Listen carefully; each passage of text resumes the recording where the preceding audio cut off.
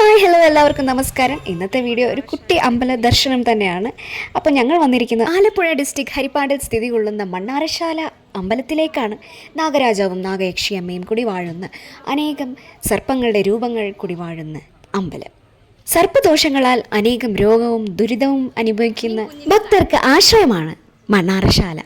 അമ്പലത്തിൻ്റെ വെളിയിൽ റൈറ്റ് സൈഡിലായിട്ട് ഭഗവാന് വേണ്ടിയിട്ടുള്ള പൂജാകർമ്മങ്ങൾക്കും നേർച്ച പറഞ്ഞിട്ടുണ്ടെങ്കിൽ അതിന് വേണ്ടിയിട്ടുള്ള കാര്യങ്ങളൊക്കെ ആ കടകളിൽ നിന്ന് നമുക്ക് മേടിക്കാവുന്നതാണ്.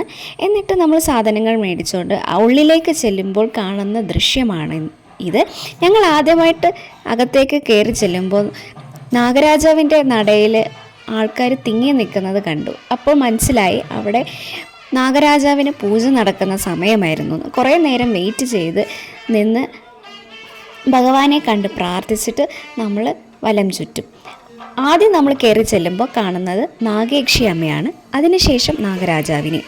പിന്നെ കേരളത്തിൽ അറിയപ്പെടുന്ന അമ്പലങ്ങളിൽ ഒന്നാണ് മണ്ണാറശാല.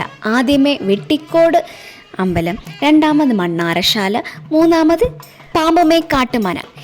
മണ്ണാറശാലയാണ് ഏറ്റവും വലിപ്പമുള്ള ഒരു ക്ഷേത്രം.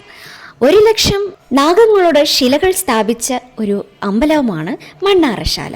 സർപ്പപ്രീതി നേടാനായി ഭക്തർ അവരുടെ പേരും നാളും എല്ലാം ചൊല്ലി പുള്ളുവന്മാർ സർപ്പപ്പാട്ട് പാടുന്ന നമുക്ക് ഈ ദൃശ്യത്തിലൂടെ കാണാൻ പറ്റും. അതും കൂടി അല്ലാതെ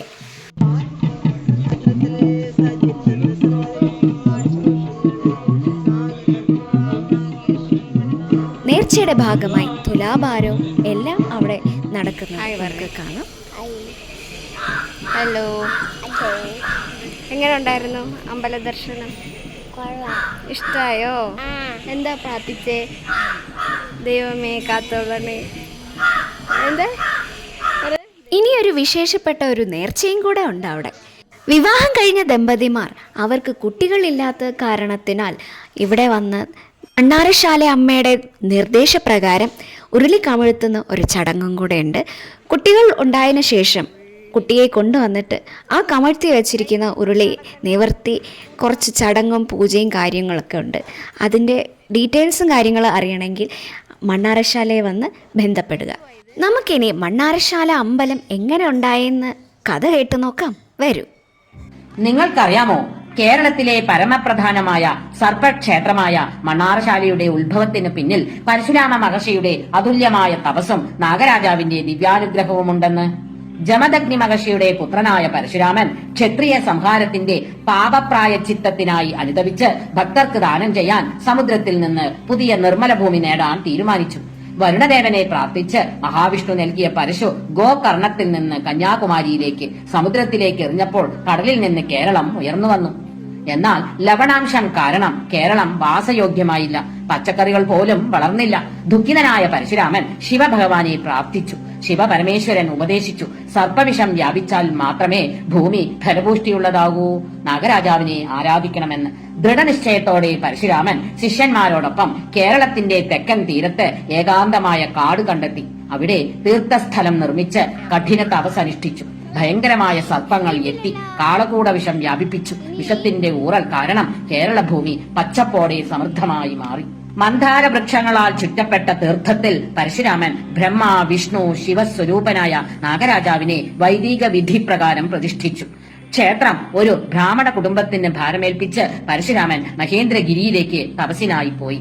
തലമുറകൾക്കു ശേഷം ക്ഷേത്രം പരിപാലിക്കുന്ന ബ്രാഹ്മണ കുടുംബം സന്താനഹീനതയുടെ ദുഃഖത്തിലേക്ക് വീണു. വാസുദേവ ശ്രീദേവി ദമ്പതികൾ നാഗരാജാവിനെ ഉറച്ച വിശ്വാസത്തോടെ ആരാധിച്ചു. അപ്രതീക്ഷിതമായി കാട്ടുതീ പടർന്നു.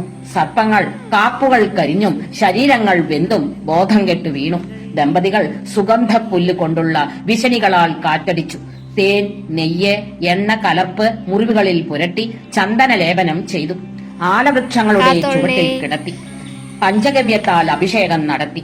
അവരുടെ നിരന്തരമായ തപസ്സിലും സർപ്പങ്ങളോട് കാണിച്ച സ്നേഹത്തിലും പ്രസന്നനായ നാഗരാജാവ് അനുഗ്രഹിച്ചു. അവരുടെ പ്രിയപുത്രനായി സർപ്പരൂപത്തിൽ അവതരിക്കുമെന്നും സൂര്യചന്ദ്രന്മാരുള്ളിടത്തോളം കാലം മണ്ണാറശാലയിൽ വസിച്ച് കുടുംബത്തിന് സമൃദ്ധിയും ഭക്തർക്ക് സംരക്ഷണവും നൽകുമെന്നും. ശ്രീദേവി 5 തലയുള്ള സർപ്പശിശുവിനെയും മനുഷ്യ ശിശുവിനെയും പ്രസവിച്ചു. 2 സഹോദരന്മാരും ഒരുമിച്ച് വളർന്നു. നാഗരാജാവ് ഇളയ സഹോദരനോട് വിവാഹം കഴിച്ച് കുടുംബം തുടരാൻ കൽപ്പിച്ചു. അവതാര ലക്ഷ്യങ്ങൾ പൂർത്തിയായപ്പോൾ നാഗരാജാവ് പ്രത്യേക നിർദ്ദേശങ്ങൾ നൽകി. അമ്മ തന്നെ ആരാധിക്കണം. പ്രത്യേക ദിവസങ്ങളിൽ മാത്രം പുരുഷന്മാർക്ക് പൂജാവസരം. കുടുംബത്തിലെ മൂത്ത സ്ത്രീക്ക് അമ്മയുടെ പദവി ലഭിക്കും. ആരാധനാവിധികളും നിർദ്ദേശിച്ച് നിലവറയിലേക്ക് പ്രവേശിച്ച് അദൃശ്യനായി. ഇങ്ങനെ മണ്ണാറശാല ഒരു സ്ത്രീ പൂജ നടത്തിപ്പ് നയിക്കുന്ന അപൂർവ ക്ഷേത്രമായി മാറി. മണ്ണാറശാല അമ്മ വലിയമ്മ എന്നറിയപ്പെടുന്നു. ഇന്നും 5 തലയുള്ള നാഗരാജാവ് നിലവറയിൽ തപസ്സനുഷ്ഠിച്ച് ആശ്രിതർക്ക് സമൃദ്ധി നൽകുന്നുവെന്ന് വിശ്വസിക്കപ്പെടുന്നു. കുടുംബാംഗങ്ങൾ അദ്ദേഹത്തെ മുത്തശ്ശൻ എന്ന് വിളിക്കുന്നു. അദ്ദേഹത്തിന്റെ സഞ്ചാരത്തിനായി സമീപകാട് അപ്പൂപ്പൻ കാവ് എന്ന പേരിൽ സംരക്ഷിക്കപ്പെട്ടിരിക്കുന്നു.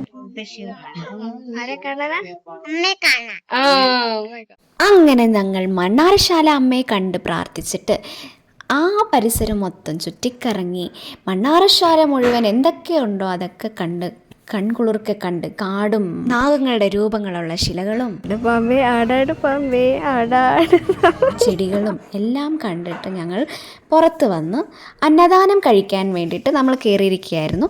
അന്നദാനം ആർക്കും വേണമെങ്കിലും കഴിക്കാം. അന്നദാനത്തിന് ജാതി മതഭേദം ഒന്നും തന്നെയില്ല.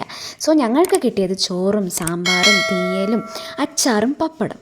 സോ വയറ് നിറച്ച് മനസ്സ് നിറഞ്ഞ് ഞങ്ങൾ അവിടെ നിന്നും ഇറങ്ങി. സോ ഈ വീഡിയോ നിങ്ങൾക്ക് എല്ലാവർക്കും ഇഷ്ടമായി എന്ന് വിചാരിക്കുന്നു. ഇഷ്ടമായെങ്കിൽ വീഡിയോ ലൈക്ക് ചെയ്യുക, പ്രോത്സാഹിപ്പിക്കുക. ഞങ്ങളുടെ ഈ ടെമ്പിൾ വിസിറ്റ് വീഡിയോ നിങ്ങൾക്ക് ഇൻഫോർമേറ്റീവ് വീഡിയോ ആയിട്ട് തോന്നിയിട്ടുണ്ടെങ്കിൽ നിങ്ങളുടെ കൂട്ടുകാർക്ക് ഷെയർ ചെയ്ത് കൊടുക്കുക, സബ്സ്ക്രൈബ് ചെയ്യുക. അടുത്ത ഇൻട്രസ്റ്റിംഗ് വീഡിയോയുമായി ഞാൻ വരുന്നത് വരേക്കും എല്ലാവർക്കും നന്ദി, നമസ്കാരം, ശുഭദിനം നേരുന്നു. ബൈ.